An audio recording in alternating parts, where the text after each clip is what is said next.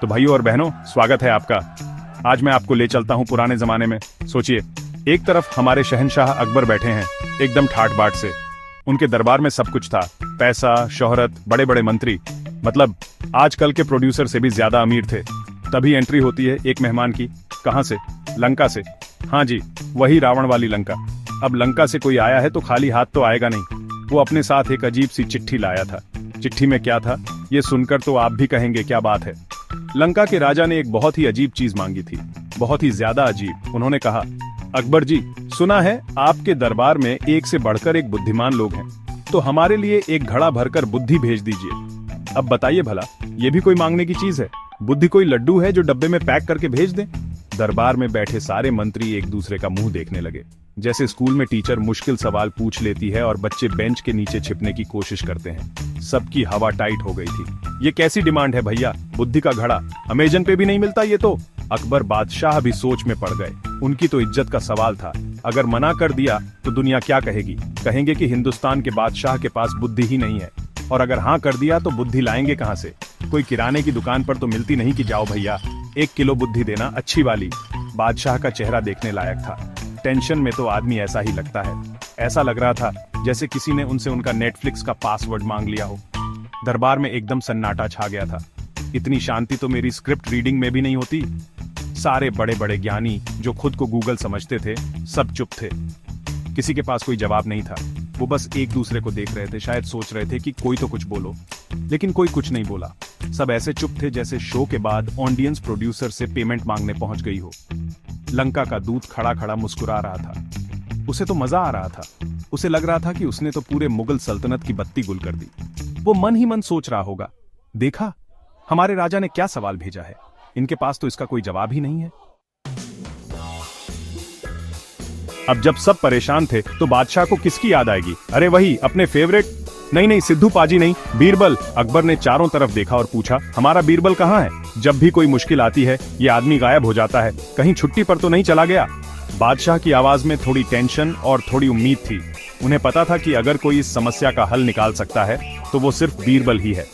बीरबल मतलब प्रॉब्लम का सॉल्यूशन। जैसे मेरे शो में अर्चना जी हैं, हर बात पर हंस देती हैं, वैसे ही बीरबल हर प्रॉब्लम का हल निकाल लेते थे। तभी बीरबल की एंट्री हुई, एकदम हीरो की तरह, हाथ में एक पान और चेहरे पर मुस्कान। उन्होंने बादशाह को सलाम किया और पूछा, जहांपनाह, क्या बात है? आज दरबार इतना शांत क्यों है? क्या सब लोग अपना फोन साइलेंट पर रखकर आए हैं? बीरबल का मजाक सुनकर भी कोई हंसा नहीं। अकबर ने गहरी सांस ली और सारी कहानी बीरबल को बताई। उन्होंने कहा, बीरबल देखो, लंका के राजा ने हमारी इज्जत दांव पर लगा दी है। वो एक घड़ा भरकर बुद्धि मांग रहे हैं। अब तुम ही बताओ, हम क्या करें? अकबर का चेहरा ऐसा हो गया था जैसे किसी बच्चे की आइसक्रीम गिर गई हो। बीरबल ने पूरी बात सुनी। उनके चेहरे पर कोई टेंशन नहीं थी। वो तो बस मुस्कुरा रहे थे, जैसे उन्हें पहले से ही सब पता हो। उन्होंने लंका के दूत को देखा और फिर अकबर को। फिर बोले, अरे जहांपनाह, बस इतनी सी बात, आप खामखा परेशान हो रहे हैं। ये तो बहुत छोटा सा काम है। आप दूत से कहिए कि हमें थोड़ा समय चाहिए। बुद्धि कोई मामूली चीज थोड़ी है, उसे तैयार होने में थोड़ा वक्त तो लगता है, जैसे एक अच्छा जोक सोचने में लगता है। बीरबल की बातें सुनकर अकबर की जान में जान आई। उन्हें लगा कि चलो, कोई तो है जो इस सिचुएशन को संभाल सकता है। बीरबल ने बादशाह से कहा, हुजूर, आप चिंता मत कीजिए, आप बस मुझे 1 महीना और एक खाली घड़ा दे दीजिए। मैं लंका के राजा के लिए सबसे अच्छी क्वालिटी की बुद्धि का घड़ा तैयार कर दूंगा। यह सुनकर दरबार में बैठे बाकी मंत्री हैरान रह गए। उन्हें लगा कि बीरबल पागल हो गया है। 1 महीने में बुद्धि का घड़ा, ये कैसे हो सकता है? वो सब एक दूसरे से कानाफूसी करने लगे। लगता है बीरबल का दिमाग चल गया है। लेकिन अकबर को बीरबल पर पूरा भरोसा था। उन्होंने तुरंत एक खाली घड़ा मंगवाया और बीरबल को दे दिया। अब सबकी नजरें बीरबल पर थीं। बीरबल वो खाली घड़ा लेकर अपने घर नहीं गए, वो सीधे अपने बाग में गए। अरे हाँ, उनके पास भी छोटा सा किचन गार्डन था। बीरबल ने वहां एक कद्दू की बेल देखी। उस बेल पर एक छोटा सा नन्हा सा कद्दू का फूल लगा हुआ था, बिल्कुल ताजा। बीरबल ने बहुत ही सावधानी से उस छोटे से फूल को घड़े के अंदर डाल दिया। ध्यान रहे, उन्होंने फूल को तोड़ा नहीं, बस बेल की लता को घड़े के मुंह से अंदर कर दिया ताकि फूल घड़े के अंदर ही बड़ा हो। ये आइडिया था। आजकल के लोग तो बस मोबाइल में लगे रहते हैं, ऐसा दिमाग कहां से लाएंगे? बीरबल ने घड़े को वहीं बेल के पास रख दिया। अब उनका रोज का एक ही काम था। वो रोज बाग में जाते, उस घड़े की देखभाल करते, उसे पानी देते, खाद डालते। जैसे कोई अपने पेट डॉग का ख्याल रखता है, वैसे ही बीरबल उस घड़े का ख्याल रख रहे थे। धीरे धीरे दिन बीतने लगे। वो छोटा सा फूल अब एक छोटे से कद्दू में बदलने लगा, और क्योंकि वो घड़े के अंदर था तो वो घड़े के आकार में ही बड़ा होने लगा। बीरबल रोज उसे देखते और मुस्कुराते। उन्हें पता था कि उनका प्लान काम कर रहा है। ये तो वही बात हो गई जैसे हम शो का एपिसोड शूट करते हैं और हमें पता होता है कि ये हिट होगा। 1 महीना बीत गया।